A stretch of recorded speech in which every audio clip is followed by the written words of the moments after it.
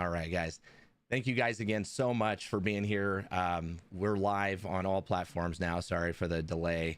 So we got this rolling now, but we're going to be playing, obviously playing some games and educating on skin cancer. Again, I'm Dr. Dylan Greeney. I'm a board certified dermatologist here to help you get your best skin. So any questions that you guys have, feel free to ask them in the chat. It's good to see that I'm not going to be on TT tonight, guys. We're doing it on different platforms tonight. So thanks for asking. This is a really special thing. Roche-Posay, thanks for being here. Thanks for sponsoring the stream.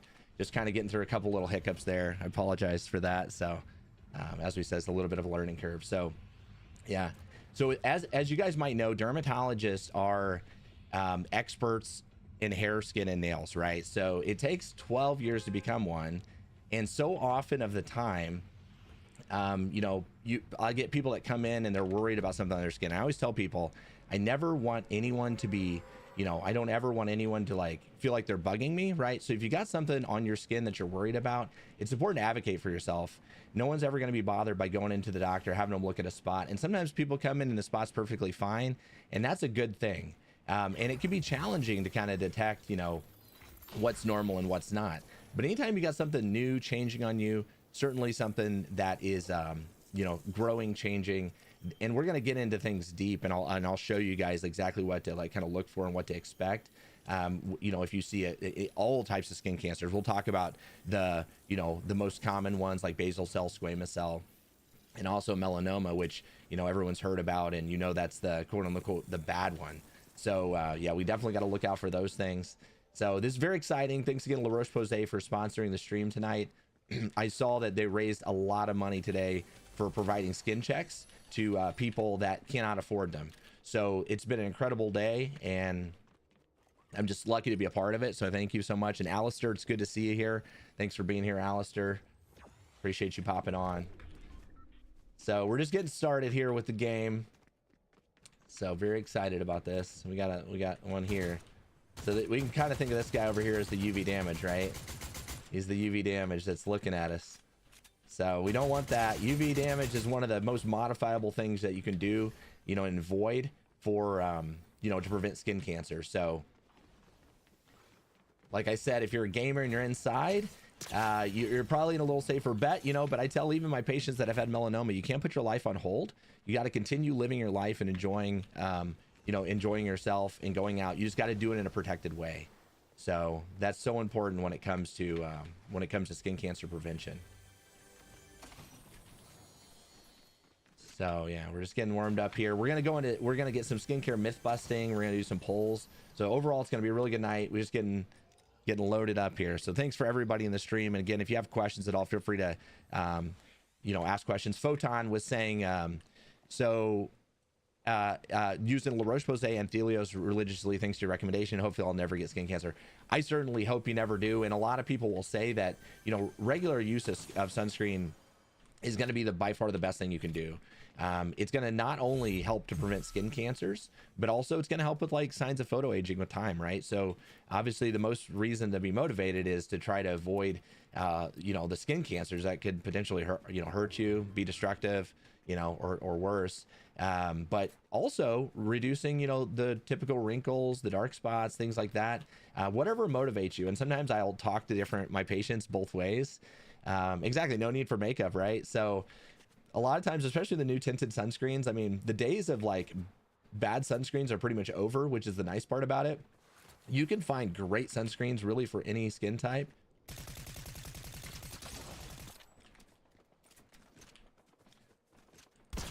So I gotta get locked in here on the shots.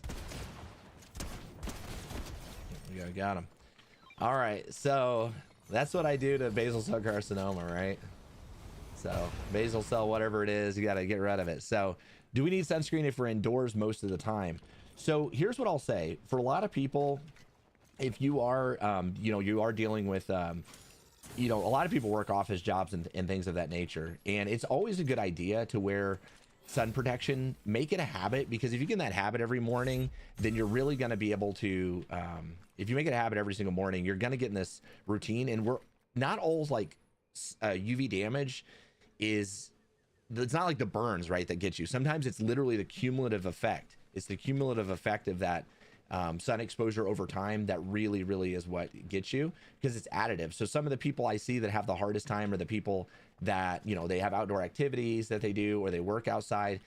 Coming and going from your car, right? Coming and going from your car, you're getting sun exposure through your window glass, you know. And I've done testing of this, you know. Your window glass in your cars even is going to let some of that UV light through. So you got to, you know, look out for all of that stuff. It's gonna you know, you want to protect. If you're putting on sunscreen every single morning and making that a habit, you're going to protect so much better than if you just did if you just were just like using it like when you think, quote unquote, I'm going to be outside, or I'm doing outdoor activities. Boolong, thanks for being here. So also, you know, you hear about blue light exposure, and for people that struggle with dark spots, you know, using a tinted sunscreen is going to also help protect from blue light. So like tinted sunscreens, like for example, this is the Roche-Posay tinted sunscreen. Now the cool thing about it is they have all different types of you know, tints now. They have a medium tint, deep tint, so you can find one that matches your skin, and that's going to help protect from blue light too. So obviously you get that from phones, you get it from computer games and screens, but you also mainly get it from UV exposure. So thank you guys so much. Oop, somebody get me. There we go. So what would you watch for in skin cancer that starts in the nails? So skin cancer that starts in the nails. So usually it's going to show up as a linear streak of the nail. So the biggest thing is, you know, we can smash a toenail or something and you get like a, you know, you get a blue toenail or something that nature. But if you're seeing dark on the skin close to your nail, that's a major worry, right? If the skin at the base of your nail is starting to turn dark, and then usually with time, it's going to kind of grow out as a line. That's called what we call longitudinal melanonychia. So that's the big fancy name. But basically that is pigment, and your pigment grows from the base of your nail. And unfortunately, these are what we call acromelanomas. This is going to be a little bit more common in like, you know, like some of my black patients, some of my Asian patients. So you got to look out for that stuff, because that not only gets diagnosed later, but also is way more aggressive. So you got to really be careful with that kind of stuff. And anytime you see something on the nail, I'd say go in and get it checked out for sure. So what's the best way to help burn using Nair? So that's a good question. Unfortunately, a little too common, you know, with so Nair, obviously this is a little off topic, but it is a hair removal thing that people use. So it's a strong chemical, and you put it on your skin and you can get a burn. So I always like good gentle skincare after that. A nice, you know, just basic petrolatum based ointment would be the way to go, and kind of you do it that way. So again, I thank you guys so much for being here. We're just getting started. Keep the questions coming. I think we're going to actually start some of the myth busting soon, so I'm very excited about that. But I really appreciate. Okay, sounds good. So you can, if you guys want to kick those off, we're gonna interact with the chat. I appreciate you. So thanks for being here, guys. So we're gonna be looking at some of these questions. So any questions you guys got throughout the chat, feel free to ask them. Again, we're here for you guys. So yeah, so we're going to keep things on topic. I will say the best we can. I will say, you know, if somebody was asking about the medicines, it's one of the medicines I use very commonly. I love it. If I'd love to talk mostly tonight about, you know, skin cancer prevention. Certainly if you've had a story, you know, and you want to share that with our community tonight, I think that's something that's very powerful. If you're comfortable doing it, you feel free to, you know, go ahead and share. So that would be amazing. So again, the biggest reminder tonight is even the scary cancers like melanoma are curable if they're detected early. So, you know, if you catch cancers, what we call stage 0, you know, melanoma can start off as like a, you know, what we call melanoma in situ. It means it's only in the very top layer of the skin, and it's not deep at all in the skin, and it's not going to have any chance to spread or hurt you. But as that gets deeper, and deeper is kind of a little bit scary, because when we talk about deeper, we're talking about like a millimeter, and that doesn't sound like very much. You imagine, I mean, I had a patient ask me the other day, they said like, well, how do you determine if you need to, you know, test further or whatever? And I said, well, you gotta, you know, it depends on, it's 0.8 of a millimeter. We start talking about it, which is not very deep, right? It's kind of scary to think that, you know, you could potentially have to go into further testing at 0.8 of a millimeter, but that's how important it is to catch it early. And the trouble is, a lot of these skin cancers and stuff, they're not, sometimes they don't really hurt you. They don't really, you know, they're not even hardly bumped up or anything. So it can be very scary. So Photon said, I've had a dysplastic nevus as one consensus cancer, asymmetry, border color evolving. So yeah, and we're going to get deep into some of that stuff because for one, I'm so happy that it wasn't cancer, but I'm happy that you did go in and get it tested when you did, because, you know, theoretically, some of these abnormal moles or dysplastic nevus or atypical nevi, they can turn to cancer down the road. So if you catch them early, once again, it's not a big problem. So it's not a big problem in that way. So that's the beauty of it. You know, it's like you catch this stuff early, you get in your, see your dermatologist is your best friend. So yeah. So, and they can definitely help you, you know, never feel embarrassed about it. You know, never feel embarrassed about it. You just go in and get checked. You know, it's way better to get checked and catch stuff early. It's so simple and easy. And again, once again, like Ninja today was kind of talking about his experience at the dermatologist's office and how easy it is. And I'd like to talk to you guys tonight more about, like, you know, skin checks, skin biopsies and things of this nature too, you know. When in doubt, get it checked out. Absolutely. Absolutely. And then Dirty Dog says, my dermatologist is literally my best friend. That is awesome. I mean, I'm glad you always got to find somebody you jive with, and everyone's got a different personality, but I will say your dermatologist, regardless of their attitude, is the most experienced and best person to help check your skin. Obviously, people in healthcare, throughout healthcare, can help. And then we can start, yeah, we can start running some of those if you want. Paul. Yep. Yeah. No. So yeah. It's fine. So what we're going to do is we're going to start some of the skincare, like kind of myth busting. So you're going to see them pop up in the chat. Feel free to, like, you know, just answer those questions. What you think? Are they myth? Are they fact? And we're going to talk through them together. So just feel free. You'll start noticing them come in the chat now. And you can keep the questions coming too, but we'll kind of do that. And Photon says, you know, honestly, the derms on social media make getting skin checks way less terrifying. I think so. And honestly, I am of the belief that dermatologists and social media and a lot of the people that love skincare, obviously there's so many people that love skincare that are online. I think honestly, cancer rates, in my opinion, are going to decrease because I think we got the word out more than ever on how important skin checks are, wearing sunscreen is. I think that is so key. You know what I mean? I think it's going to make a huge difference. Yeah. And it's like, it's so hard because the fear of the unknown when it comes to skin cancer, when it comes to sun protection, what a skin check is like that makes it really, really hard. I am a fan of that, that drug, just so you know, blood thinner. I am a fan of that. And I appreciate you being in the chat. So, and it's actually been out for a while, by the way. That one's actually been out for quite some time. So yeah, so there we go. So keep the questions coming. Anything you got, feel free to ask it. Let me know when you pop that up, mod. Okay, cool. Oh, okay. Oh, nice. Oh yeah, I see the poll at the top. So yeah, the poll is UVB rays, and I'm gonna have to move this box just a touch so I can read the whole thing. Yeah, UV rays cause aging. So do you guys think UVB rays cause aging? And you can vote in the poll. Just feel free to vote in the poll. I think it's going to run for just another, 10, 15 seconds. And then we got lots more polls. So you guys, obviously you always learn a lot when you're in the skincare chat. So you'll learn a ton. We got a lot of these we're going to run. We could probably do them in a minute, I would say.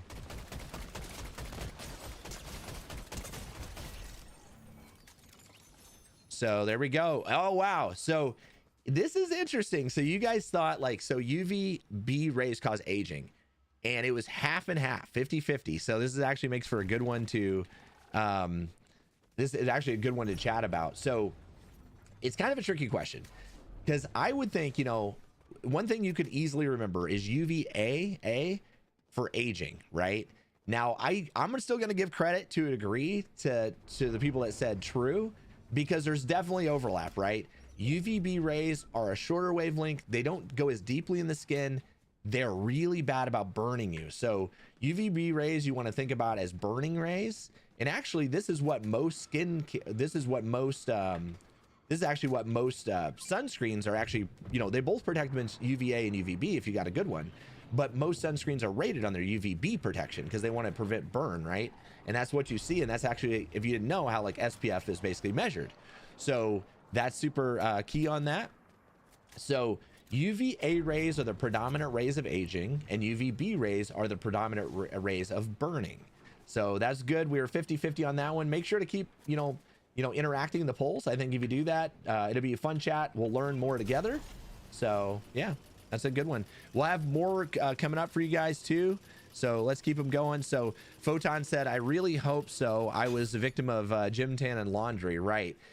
That I was also a culprit of, you know, for me personally, I was a tanning bed user for literally years, and there's probably nothing I regret more than that.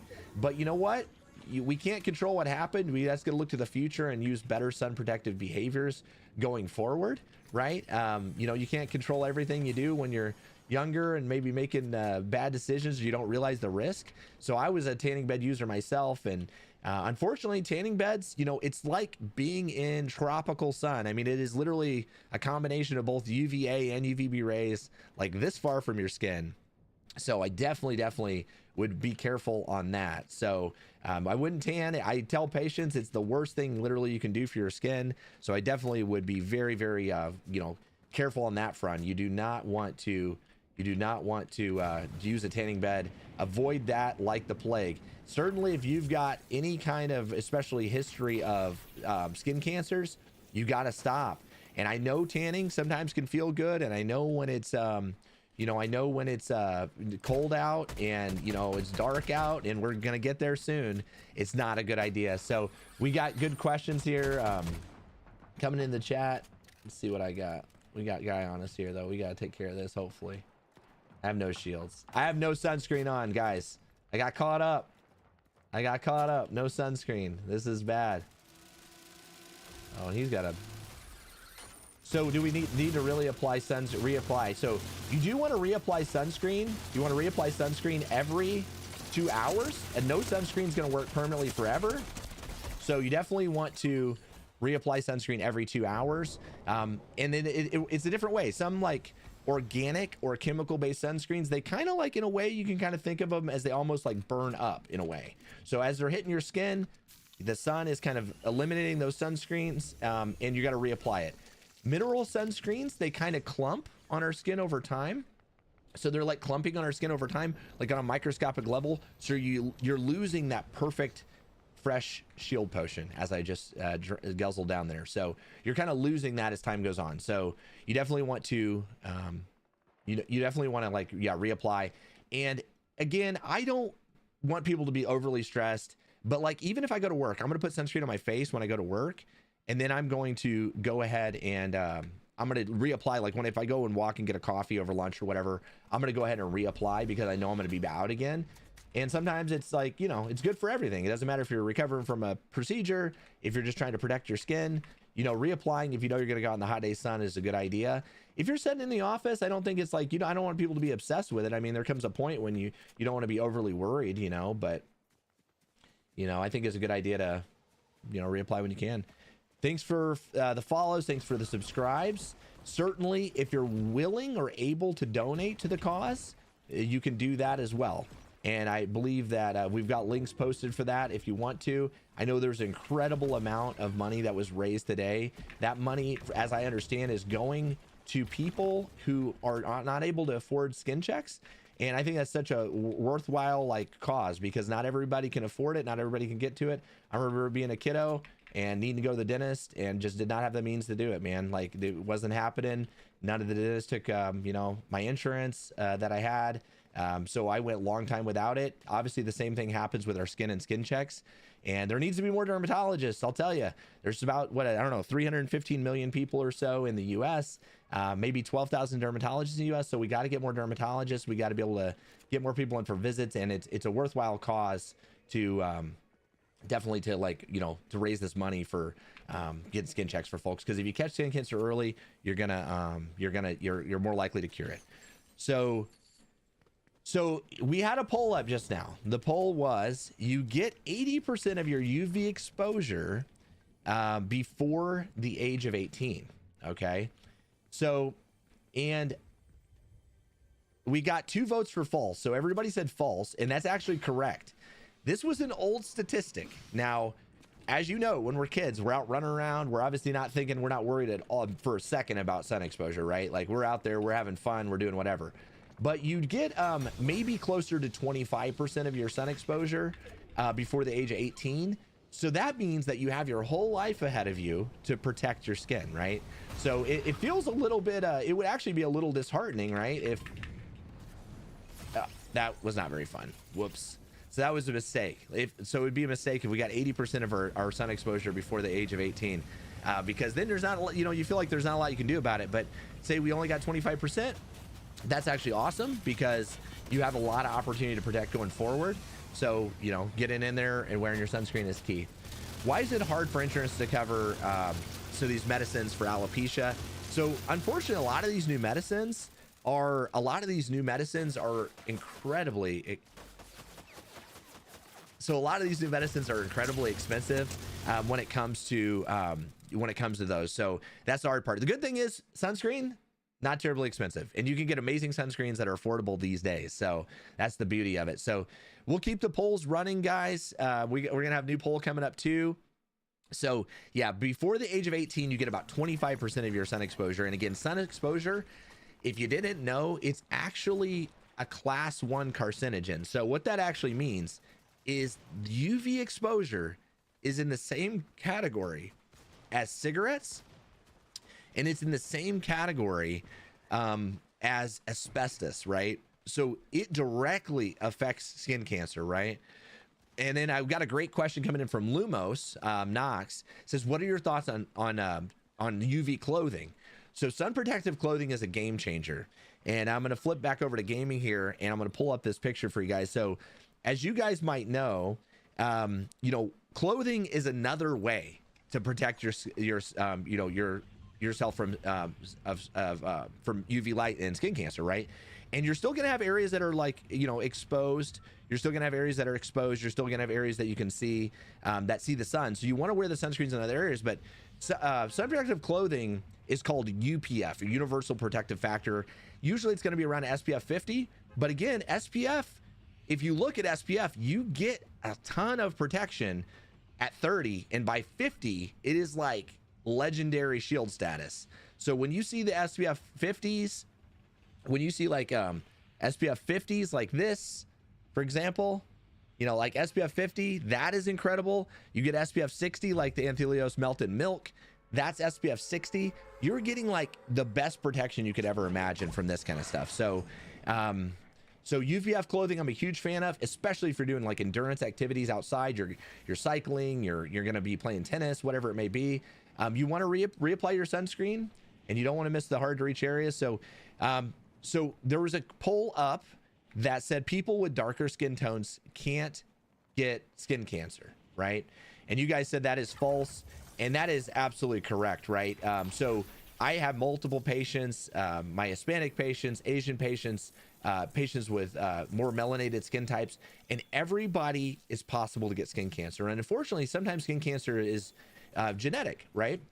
So even it's areas where the sun doesn't shine, you know, like we talked earlier about Ninja, he had one on his foot, obviously an area that you're not getting a ton of sun usually. And he was telling his story about how he found it on vacation, I believe it was, in Hawaii when his feet were out. He told a very kind of funny story towards the end of one of his discussions about how he had been to getting a pedicure, actually. And he was getting a pedicure, and somebody commented on it and said, hey, you must be like a world traveler. And he's like, well, you know, I travel a decent amount. And they said they noticed the one on his heel. They noticed the one on his heel, and they thought that was a sign of him traveling a lot. But unfortunately, 2 years after that, it was actually diagnosed as a melanoma. So that's very scary. So yeah, so anybody can get skin cancer. It is possible for anybody to get it. So that's the scary thing about it. And Bob Marley did have skin cancer too. Some of the other great people, you know, we've lost. Jimmy Buffett, unfortunately, had a type of skin cancer that we can talk about just a little bit called Merkel cell. It's not one you maybe ever heard of, but it can get anybody. You know, obviously, Jimmy Buffett was a guy in the sun. That was his whole persona, you know, the beach life and that. But in Merkel cell, unfortunately, it does affect people that are usually lighter skin tones, older. It usually happens head and neck and up. Jack, thanks for being here. What does SPF number mean? So SPF is sun protective factor, and SPF is basically looking at your ability to extend your time in the sun without getting a burn. So that is the key when it comes to SPF. So you know, you'll get, like, if I pull up again the little chart of SPF rating, if you look here, even at small levels of SPF, you actually get very great protection. And as that SPF number goes up, you get more protection, but in kind of a diminishing way. Now, when we have like, you know, when we the benefits of higher SPFs, like sometimes you can even find like these SPF, like this one's SPF 60, which is incredibly high. This is again an Anthelios Roche-Posay melted milk SPF 60, but they also make like 100, right? And what we found in research is that people actually will, because they don't typically apply enough sunscreen, when you use higher SPF, it's actually a nice benefit, because even if you don't apply enough, you get better protection. So that's very, very key to know. Now, for an adult, just so you guys have an idea, you do want to apply enough sunscreen to cover areas. So if you're looking at areas outside of your bathing suit area, then in that case, if you're doing that, you want about a shot glass amount of that sunscreen. If you're looking at your face and neck, about 2 full finger lengths is what you're going to want to do. So those are going to be the things you want to do. And we'll keep the polls going, just minute polls, and we'll keep talking about that. I'm going to queue in for another one. Thank you again to La Roche-Posay for sponsoring this and getting the education out. I mean, I know there was a headliner of, I don't even know, there's 8 or 9 streamers, obviously as big as Ninja, been able to raise literally, I don't know what it finished up at. Last I looked, I think it was at $170,000 or $190,000 for people to get skin checks who maybe don't have the financial resources to do it. So yeah, so thanks Photon for being in the chat again. I appreciate you guys. Jack, thanks for being here. If you guys have other questions, feel free to ask. Again, blistering. So the question is, blistering sunburns in childhood, does it double your risk of skin cancer? So that's a great question. Information is so needed. Thank you for doing that. Of course. No, I'm here for you guys, and I'm so happy to share. Honestly, as a dermatologist, incredibly passionate about this topic. This is literally the most important thing. I do a lot in dermatology, obviously take care of all the eczema, psoriasis, and all of that. But one of my favorite things of all time is treating skin cancer. And I would be thrilled if we were able to eliminate skin cancer in the future. Right? Protection is a huge step in the right direction. And we're just going to have to see how it goes. You know, like, obviously you want to protect the best you can. That is key. And I'm hoping for better treatments, better drug treatments for it, preventing, you know, the best we can. Blood Thinner says, my dermatologist specializes in Mohs surgery. So yeah, so Mohs surgery is a type of treatment. And actually it's the gold standard treatment for,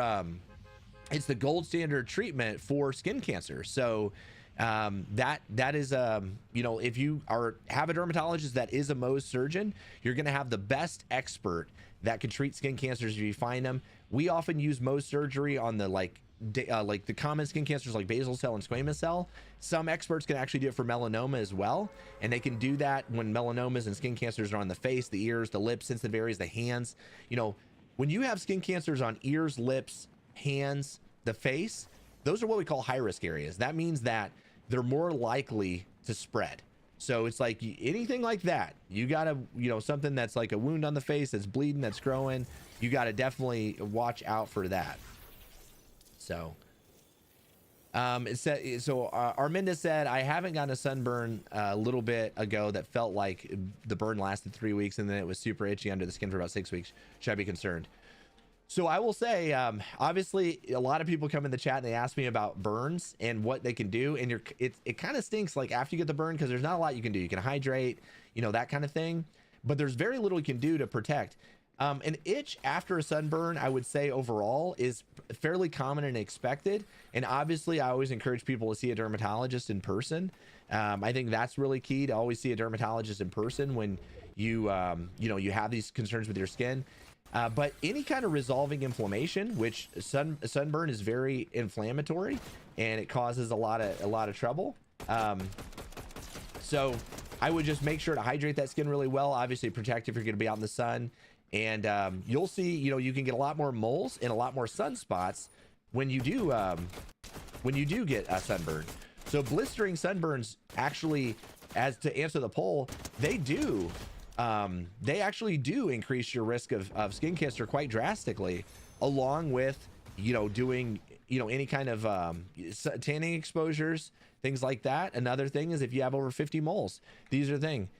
So can't say the name of the game, but you guys can see it. If you guys want to see, it's up on the screen now. But thanks for being here, Jackson Ray. That's my brother here. Dr. Casal, thanks for being here. I appreciate you. He's a wonderful dermatologist. He's on social media. He's also doing great work out here educating on skin cancer and prevention. So I'm sure you guys have seen him before. If you don't follow, make sure to give him a follow. Photon says, why the holdup on the new filters in the US and formulas? So I think it's tough. I think it's very expensive for companies to develop. You know, there's a lot of pipeline issues for like getting these things approved. Obviously, some of the other countries kind of do feel like they're, you know, ahead of us in the way of sun protection. Maybe things that are more elegant or, you know, arguably even better protectors. Now, if you do, you know, the sun protection that we have in the US is, if you use it, it's going to work great, right?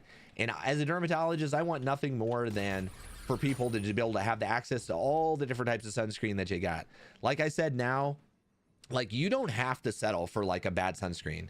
You can literally get, you know, you can literally get great sunscreens today. They have sunscreens like, if you have, for example, maybe you have dry skin, right? So the Anthelios UV Hydra, like, fantastic sunscreen when it comes to dealing with, if you're having dry skin. It's SPF 50.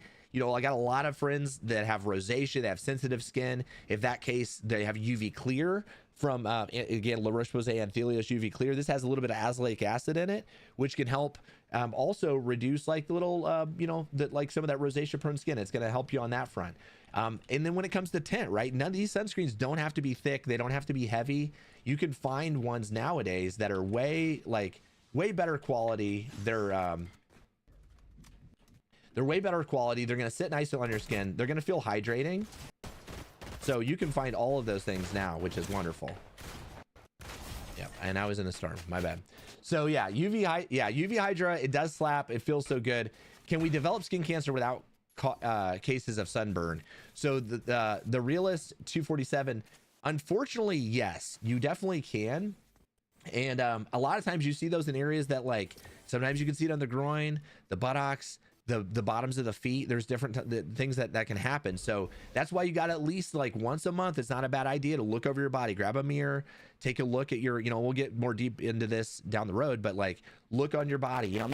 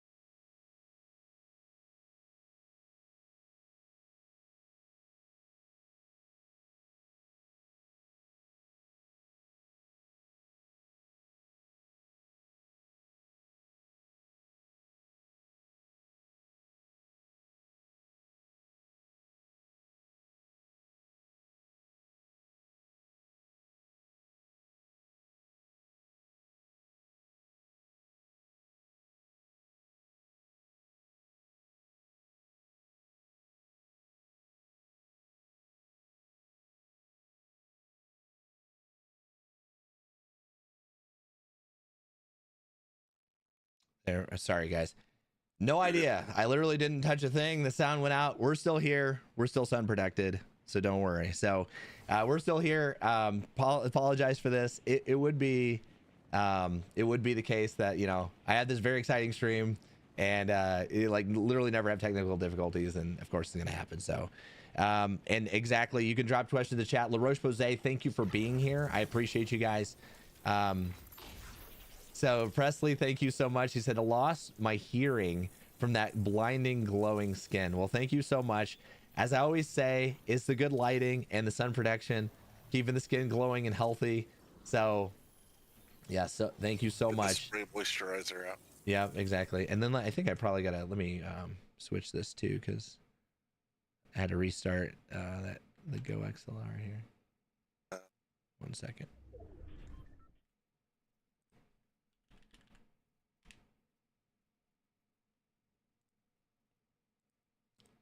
Alrighty, so yeah, Boo's here. So thank you so much, and Dr. Casal has to agree. Well, thank you guys. You guys are too kind in the chat. Appreciate you guys. What does the azelaic acid and the Hydra do? UV. So yeah, so when we talk about like dark spots, so azelaic acid can kind of like very mildly, it can kind of it kind of mildly help to improve skin kind of tone and blemishes, kind of fade them. So that's kind of the nice aspect of it. It inhibits an enzyme in our skin called tyrosinase, which makes melanoma, or sorry, makes melanin, my bad. Hopefully not melanoma. So that's kind of what it does. And it can be, some people kind of think it's a little bit like mildly antimicrobial or mildly anti-inflammatory. So for people that get like little bumps of rosacea, and obviously there's a lot of different types of rosacea out there, but for the people that get the little like papular pustular rosacea, that's key. So effectiveness between SPF, I think the question was 70 and 100. So I'll pull that up. So here's our SPF ratings, right? So if you look at that, you can look at it's a tiny marginal increase in protection. So you actually do get more protection with like 100 than you do with 70.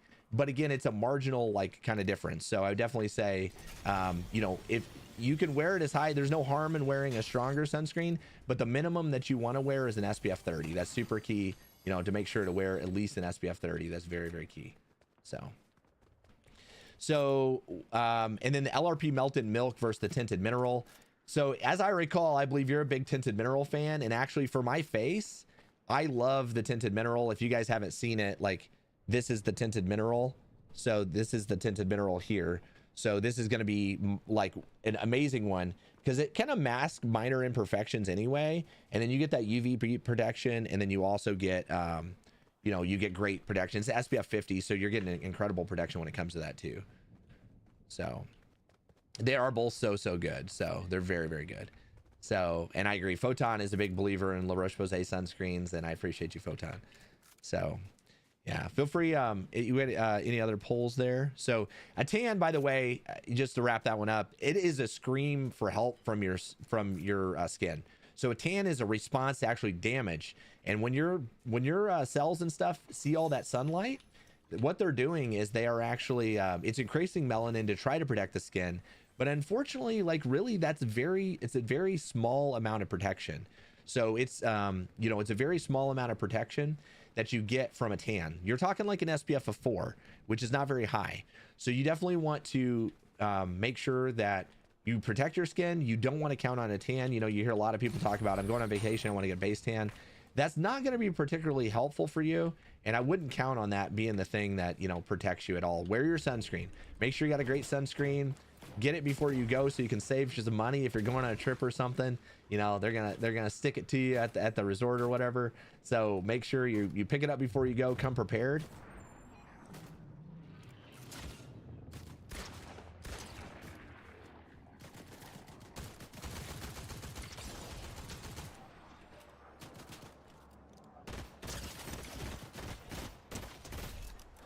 So yeah, what are the bad signs for a mole to be checked out? So that's a great question. So, with moles, normal skin can start off into skin cancer, and then also moles can change over time, right? So if you have a mole that's changing over time, what we'll do is we'll talk about a little bit, like I'll go ahead and throw it up on the screen if you guys want. So if we're looking at moles, we can look at what's called the ABCDEs of melanoma, right? So here's the ABCDEs of melanoma, and you'll kind of see the A is for asymmetry. So that means like one side of the mole does not look like the other. If you split it in half and you fold it in half, like one side's not like the other. So that's always very suspicious, right? B is border regularity. So you can kind of see in those images there, the wavy borders, right? It's not a perfect circle. It's not an oval. The edges are kind of like maybe it blends into one side. It's not a sharp distinction. That's suspicious. Color. So maybe the mole is not like your other moles in color. Maybe it's darker. Maybe it's got multiple shades of brown in it. Maybe it's got red in it. Maybe it's got blue in it. These are all worrisome things. And then D is for diameter. And diameter means like if you measure the mole, the easiest way to think about it is the end of a pencil eraser, like an old school number 2 pencil, right? If it's bigger than that, you got to watch a little bit more closely.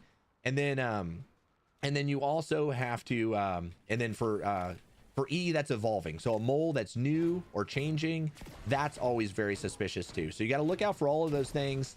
Those can be like, that all those things could be a bad type of mole. So you got to look out for that.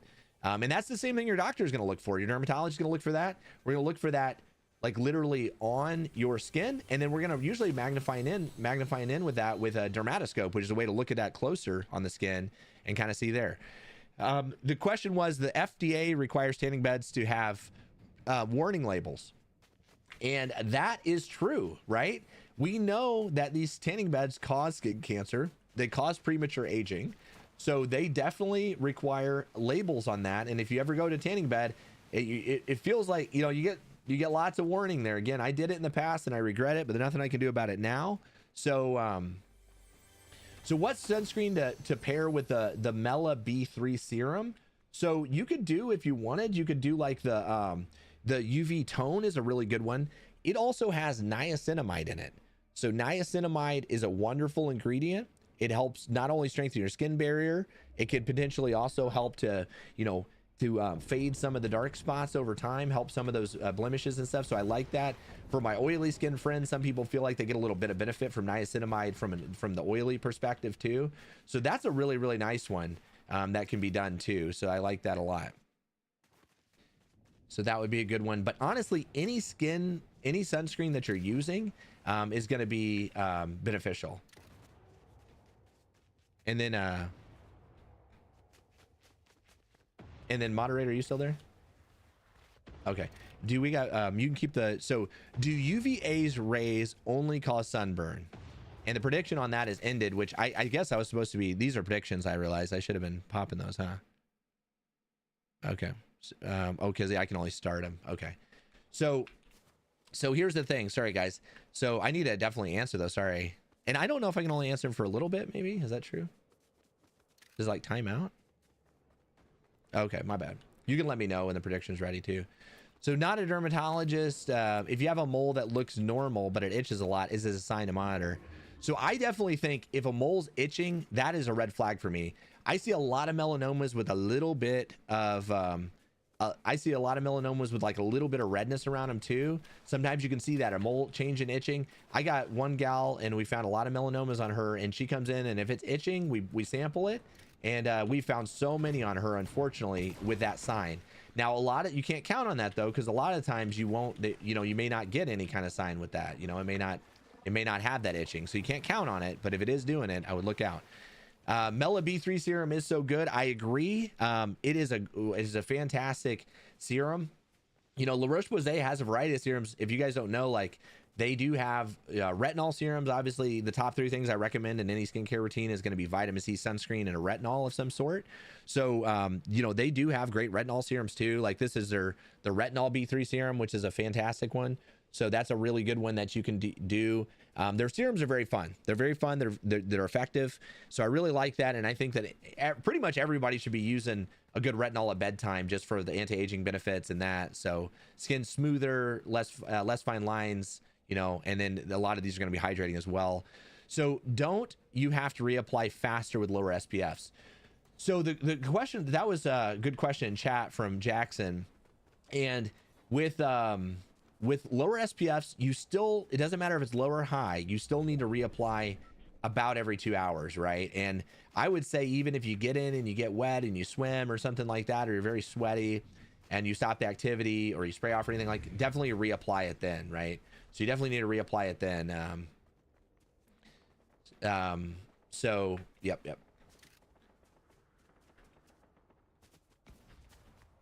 Thank you guys so much. Yeah, Mela B3 is awesome. I agree. And then the LRP Rosalac, I may be butchering the name of that. Very good. I've got a nurse actually that has a little bit of rosacea, a little bit of redness. So if you have, La Roche-Posay does make some really great rosacea, prone products. Not only we talked about obviously the sunscreen, the UV clear, which is very good when it comes to that kind of stuff, but you also can do. You guys are hostile. I didn't think they would be. Oh, that was actually a regular player. So yeah, thank you guys so much again for being here. Thank you for La Roche-Posay for sponsoring the stream and helping get the education out there about sun exposure. So the prediction, trying to see, choose a prediction outcome. So okay, what's the most deadly form of skin cancer? And that is going to be melanoma. Did people get to answer that one? I think they did. So melanoma is the most deadly form of skin cancer. That's the most common one that we hear about, right? There are some other types, but melanoma is the one you hear about. That's the one that usually is going to look a little bit dark. It could be black, multiple shades of brown, things like that. So your basal cell, squamous cells, things like that, they can be locally destructive. They can cause a lot of trouble, a lot of grief. They can kind of sometimes eat away at your skin in the area. And when you have limited real estate, like in the face, the ears and stuff like that, you don't want those things getting big. But with melanoma, that's one that can spread. And unfortunately, melanoma can spread not only into your lymph nodes, but it can go through also through your bloodstream. So it can go through a variety of different areas. So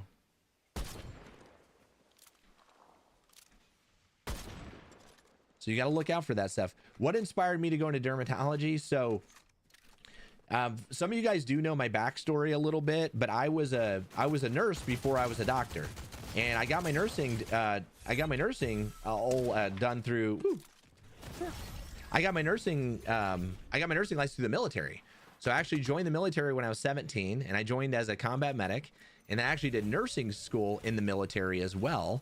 And then when I got out, I kind of worked in dermatology, which was amazing. I had an incredible mentor and really fell in love with dermatology because you get to do so much, different things throughout the skin, right? You see people young and old. You do procedural dermatology, like curing skin cancer with surgery. You do different cosmetic work. You diagnose skin under the microscope. You diagnose like complex, medical disorders that affect the skin. You can detect sometimes bigger systemic issues when it comes to that too. So that's good. Yeah, so that inspired me, and then I ended up, when I went to medical school, I knew I wanted to go into dermatology, so I kind of knew that right away, and yeah. So let's see. So very good. So thank you so much. I appreciate it, Dr. Casal, and appreciate you guys. So yeah, so for the most common site for melanoma on the body is the back, right? So I think this is probably a good time. I think we should look at, again, as we kind of reach the top of the hour, we should look again at the ABCDEs of melanoma, because this is going to be super important when it comes to mole checks. So when you're looking at mole checks, this is what we're looking for. We're looking for asymmetry, border irregularity, colors, diameter, and evolving. Now, if you got more than one of these things going on, that's going to make it like more important to like actually you go in and see a doctor, call in, say I'm having these things, tell them what you're seeing. The edges are different. Again, asymmetry, one side's not like the other. Border irregularity, the edges are kind of wavy, different. They're not clearly demarcated or even. Color, dark spots, different shades of brown, shades of red and blue in it. Diameter bigger than a pencil eraser, or evolving means a new mole that's changing, or one that's changing color, changing in size, these kind of things. So again, if you go in for a mole check,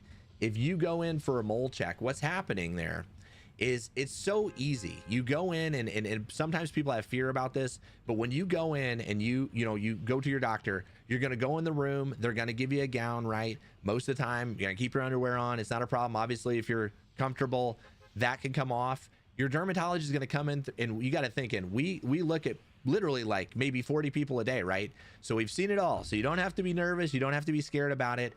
I systematically look over your skin. I always look at someone's right arm. I look at your back. I look at your left arm. I look at the front of your legs, the bottom of your feet. I have you stand up. I look at the back of your legs, and then I come up. I look at your scalp, your face, your chest, and your belly. And I do it the same on every single person.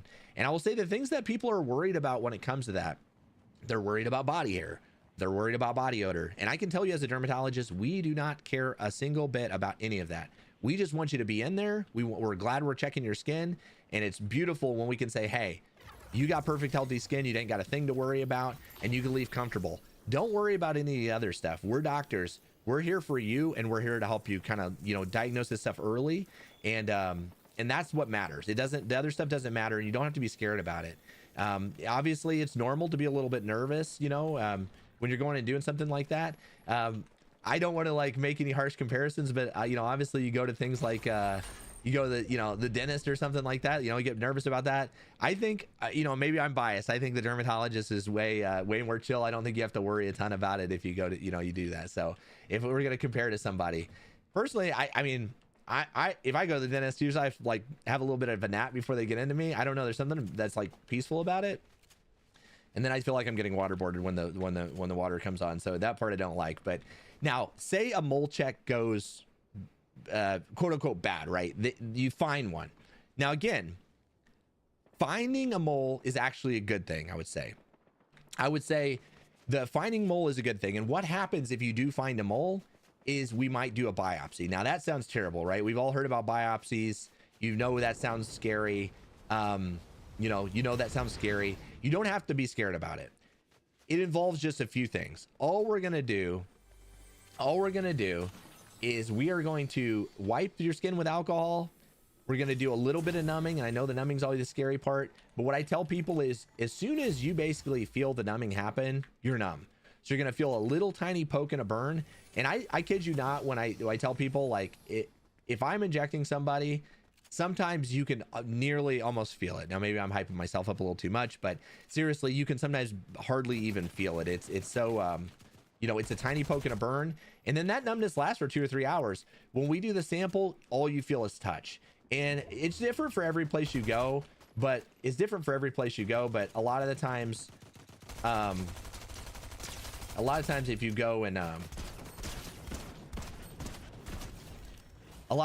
go and get a skin check, maybe it takes a week to get the results. And honestly, sometimes that's hard because then you're sitting there waiting and you're a little anxious. You're waiting for the word on like what it is.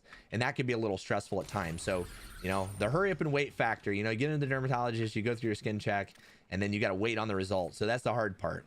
I am the lidocaine whisperer, I would say. So thank you so much.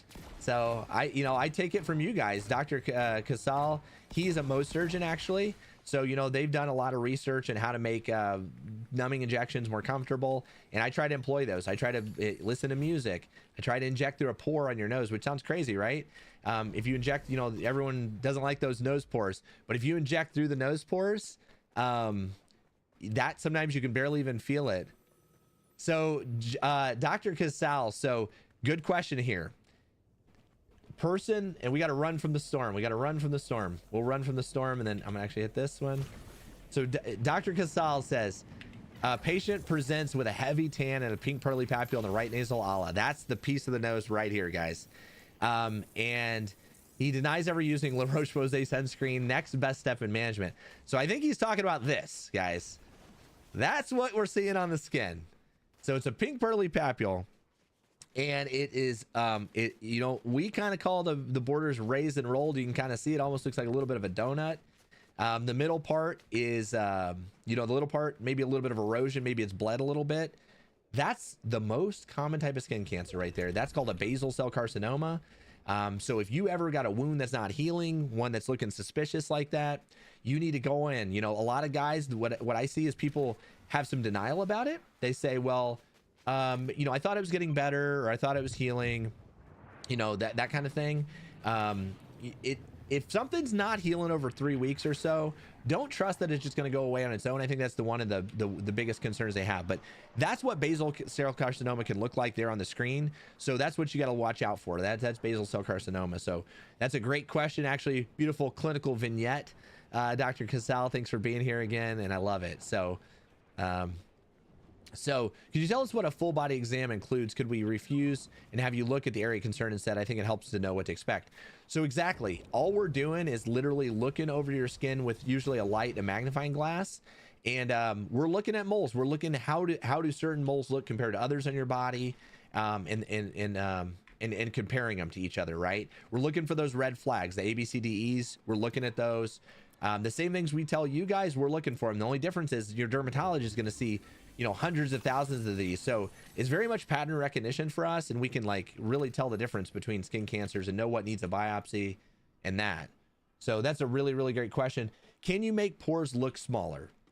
So my personal like tips for that, if you're trying to create the improve pores and the look of pores, the things that help the most is making sure that like your face is clean and your pores are clean. One of my favorites for that, like the Effaclar 2% salicylic acid cleansing gel from Roche-Posay. That's a great way to cleanse the skin and help keep those pores like kind of like quote unquote empty or cleaned out. I really like that. You can also do La Roche-Posay Effaclar adapalene gel, and that is a wonderful treatment that often is used for acne, but it can decrease the stickiness of skin cells and kind of prevent the prevent those pores from getting blocked up.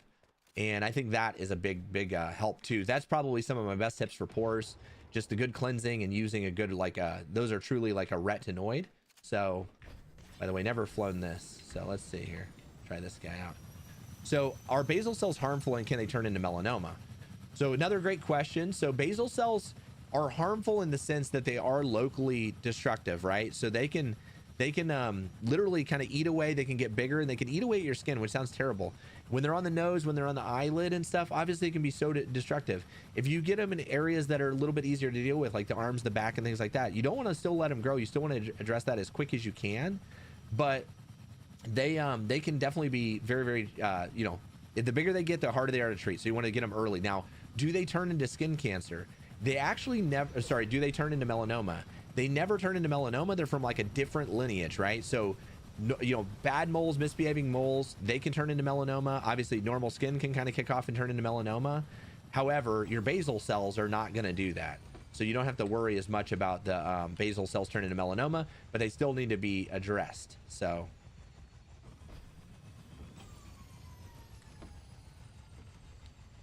Okay. So there was a poll that we just did talking about which gender has the highest risk of melanoma in the US, and with that the answer is male, right? So guys, maybe arguably have a little bit more sun exposure. Maybe it's from the the outdoor work, things like that, but guys are at a little higher risk, but everybody's at risk, right, guys? Guys, girls, otherwise, everyone is at risk when it comes to skin cancer. So nobody's totally safe on that front. Polls up: hats and clothing protect your skin better than I believe it would say sunscreen. So let's see, we're kind of outside the circle here, so make sure to answer on the poll and check that poll out. Make sure to answer while that's up. There we go. And it said false. So yeah, when you do the hats and clothing are, they're key to preventing skin cancer, and they're something that's an additive benefit to your sun protection. But you're still going to have areas, right? If you're wearing a hat, and a broad brim hat is going to protect your ears and that kind of thing. However, maybe your nose sticks out some, maybe your chin gets some sun, maybe the sides of your neck still get some sun. So you can't really, just count on that to be your complete sun protection. You're still going to want to apply sunscreen on those sun exposed areas. But I am always happy when people wear more sun protective clothing. So Photon asked about polypodium leukotomas. So that actually comes from a fern. And so that is a wonderful thing. And you can see things like You can see things like other products that are out there that have this. That is another beautiful adjunct to skin protection. So I do think that taking that can help, and it can reduce sunburn. There's good research on it, but again, I think wearing sun protective clothing, wearing your hats, wearing your long sleeve shirts, you know, covering up if you're out, you know, and you want to wear like breathable pants and stuff to cover your legs. Obviously it saves you from reapplying your sunscreen in that area, and if you're using a good SPF 50 or so, then you're gonna have that's gonna be a really nice way to do it. So yep. Is there a difference between spray SPF and lotion SPF? Is one more protective than the other? So honestly, you can use either one. I will say, I think the learning curve aspect of your like a spray, it can go a little bit you know, a little bit squirrely on spray. I would say if you're going to spray it on your skin, one, you don't want to breathe it, and two, you want to make sure that you do rub it in. Because it's easy to get like kind of stripes on the skin and not get full protection. But if it says SPF 30 to 50 and maybe it's you know, who knows, maybe it is SPF 30 or SPF 50, it's still going to do good protection.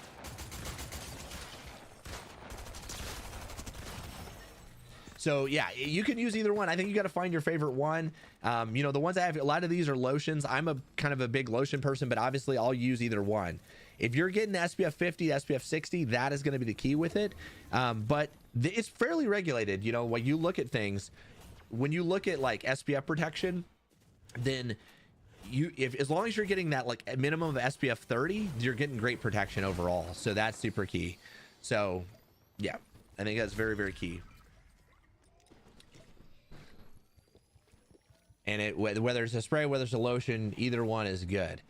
So are there benefits of sunlight? So yeah, a lot of people ask this question and they're worried, you know, they're, you know, worried that one, if they don't get sun exposure, they're going to have like vitamin D deficiency and things like that. And sunscreen doesn't cause vitamin D deficiency, right? And we can easily actually supplement with vitamin D if we need it.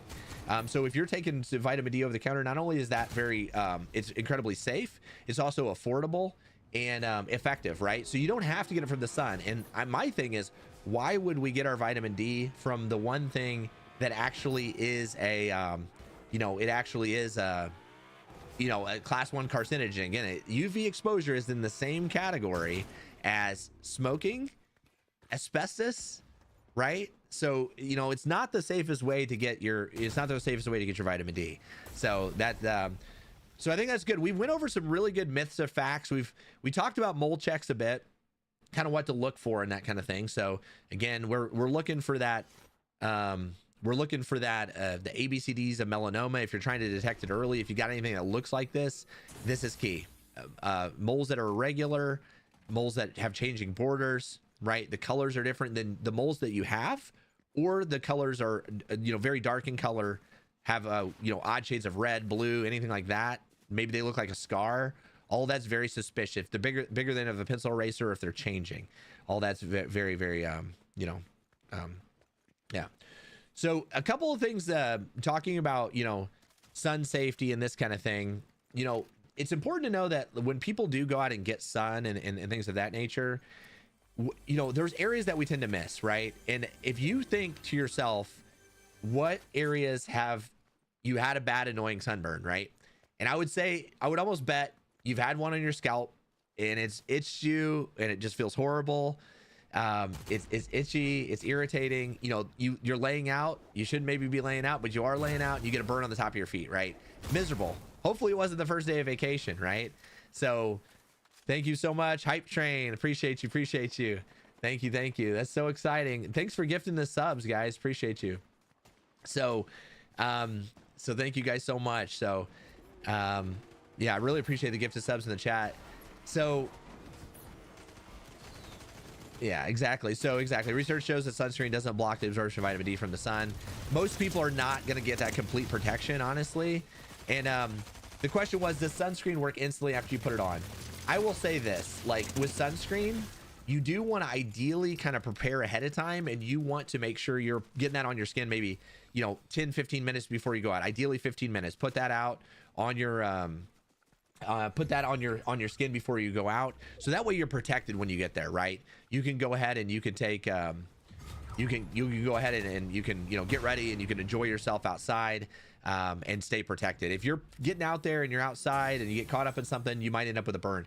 But the key again, it's key takeaways, stuff to don't miss. Make sure you're playing on your ears. That area gets missed. Under the, you know, under the eyes, kind of close to the eyes, that's an area that sometimes people miss, an unfortunate area you definitely don't want skin cancer. The backs of the hands, they're going to get just as much sun as our face does. Lips, right? You want to definitely protect the lips. That's an area, all high risk areas, all areas that sometimes get neglected when it comes to sun protection. So yeah, you definitely want to, you know, apply that. Yeah. So keep the questions coming. I want to answer your guys' questions, so feel free to ask those in the chat. I'm here for you guys. We had one question that came through and it says, what should you do if you think you have sun poisoning? So, you know, if it's bad, I mean, sun poisoning can be really rough, right? And that's after you get, like, you know, a big sunburn or something like that. You're getting major inflammation throughout your body. And sometimes you can even get, almost like fevers, chills, and that. You can take a little bit of like Motrin, like NSAIDs, like Motrin, ibuprofen, naproxen. Sometimes that can help. Obviously, stay hydrated. Keep your skin nice and cool, and honestly, aloe vera. But the key is you want to try to prevent that before it starts, right? So wear sunscreen, at least SPF 30. I love going SPF 50. Again, SPF 50 is going to be that legendary shield. It's going to be the 2 plates. It's going to be the 3 plates. You're going to be safe and protected if you do that. So I think that's really, really key. So yeah, guys, keep the questions coming. I appreciate you guys all for being here. Thanks again to Roche-Posay for sponsoring this stream. You guys are amazing, and it's an incredible day to raise this much awareness and this much also money for helping people get skin checks that maybe couldn't afford it, right? So thank you so much again for the hype train, Boolong. Thanks to the moderators in the chat. Thanks for everybody in the chat asking the questions, and I appreciate it. Again, if you guys got people that love they love skincare, they, you know, share the live, right? Share the live with a friend, have them come over, hang out in the chat for a little bit. Again, it's laid back, it's chill. So we really, really appreciate you guys. So feel free to hop on over and, well, hang out. Yeah. So a good question. Someone had asked about, you know, they had asked about retinol, right? So Jackson said, when do you see the benefits from retinol? So this is the Roche-Posay retinol. You know, a lot of skincare is a bit like a marathon, right? It's a bit of a marathon. It's not that you always see the benefits immediately, but I always say look at it at like 6 weeks, 3 months, that kind of thing. You're going to want to kind of look at it in that timeline. And really, when I see people that use retinols, like a lot of times people get it when they're really, you know, like young, like maybe they're starting to retinol for acne or something like that, and they just happen to use it for the rest of their life. They have some of the absolute best skin. They literally look a decade younger. When do you usually game live? Subscribe. Thank you so much for the sub. I appreciate Lumos. Usually if I do it, it's usually on the weekends. I don't have an actual streaming schedule up, but I think I will be doing, starting to get a little bit more refined with this and actually get a good streaming schedule up. And then I'll make sure to post it. I'll make sure you guys know. Make sure you guys tap the notifications and you guys are subscribed so that way you guys will know when I go live, and we'll get a good plan going on here. We'll keep helping you guys get your best skin. So thank you so much. Appreciate it. So Photon says, how do the brand there is tacky? Does our skin need to be completely dry before we apply vitamin C to SPF? So I will say skin dryness is super key when it comes to like retinols and things like that, because they can absorb a little bit more readily and they can get a little bit more irritating if you apply them on wet skin. Ideally, you do want skin to be dry, but it doesn't have to be perfect. And I agree. There's a lot of products out there, you know, that are tacky. They don't feel great. That's one of the reasons I love La Roche-Posay, because thank you so much. You got a hype chest. So thank you so much. Level 2 hype. Thank you guys so much. Appreciate it. Let's see here. What if we do open the hype chest? Bam. So we got that. Thank you so much. Yeah, socials in the bio if you guys want. So keep the questions coming, guys. If you guys got questions, I want to answer them for you guys, especially if it's sun related, skin cancer related. Like, I'm here for you guys. There's about, like 70% of the people don't really realize that, that like the difference between UVA and UVB. So UVA, again, if you want to think about it broadly, UVA is really like aging rays, right? So UVA is aging rays, and UVB is more of like those rays that burn your skin. So that's UVA and UVB. Another thing I've found that people don't, someone actually asked earlier and I didn't get to it, but the question was about, is there a safe way to get a tan, right? And I think that was actually a very good question.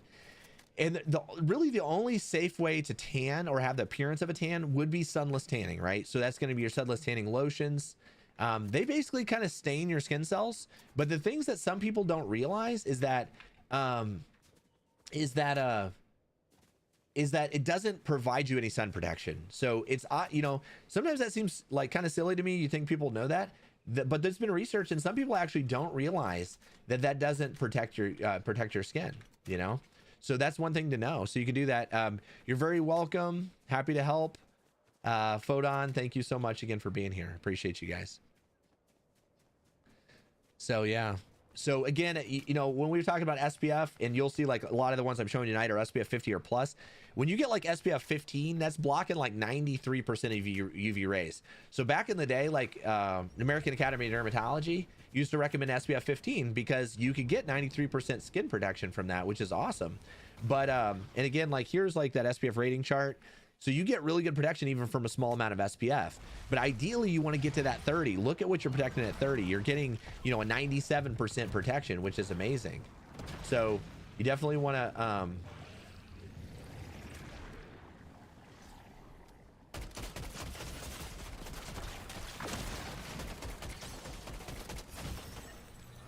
50th. So I placed 50th. You don't want to place 50th in the game. Ideally, you want to wear SPF 50. All right, so that's what you want to do. Hey there. Yeah, I'm not on that one tonight. Sorry Meg, I'm not on that one tonight. I've been live on these platforms, but not that one tonight. So I'm sorry about that. Sorry about the confusion. Thanks for being here now. I appreciate you. So we got the choo-choo. Pop that through. That was from the hype train. So I appreciate it. Again, keep the questions coming. If you use sunscreen like every day throughout your life, your risk of squamous cell carcinoma actually can be reduced by around 40%, which is huge. There's not a lot we can do to kind of like reduce skin cancer rates that much, and that's pretty amazing. Melanoma, it may even reduce by 50%. So so that's super key with that.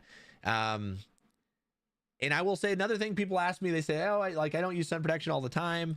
I don't use sun protection all the time, and I've had sunscreen sitting around a long time. If you look at sunscreens, like for this one, for example, like this is the Roche-Posay, this is the UV Pro Sport.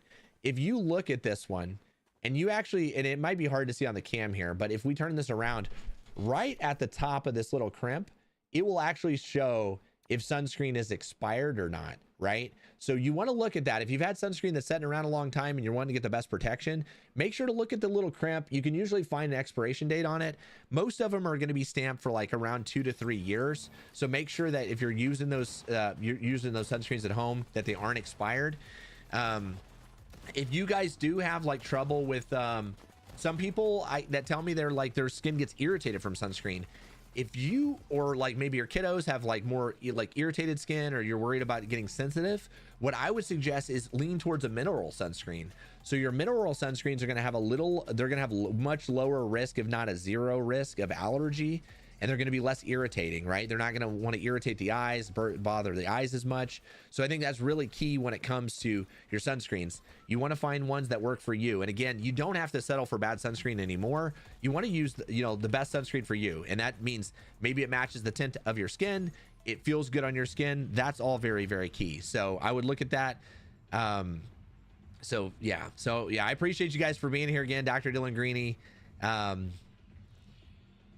Feel free to be here. So thanks for being here. Sorry. So we're going to start another game here. So which type of sunscreen ingredients reflect UV light? So there's a poll up. If you guys want to vote in the poll, which type of ingredient is it? Is it chemical ingredients that reflect UV light, or is it mineral ingredients? There's always a little bit of nuance when it comes to this stuff. There's always a little bit of different nuance with it. There's always a little bit of different nuance when it comes to this, but this is a good poll and it's a great question, and especially on the topic of talking chemical mineral sunscreen. Again, both are safe, both are effective, but you know, it's something to know about it. Is there a study on sunburns to percent increase the risk of skin cancer? So yes. So blistering sunburns in childhood, for example, can double your risk of skin cancer. So that's a really, really good.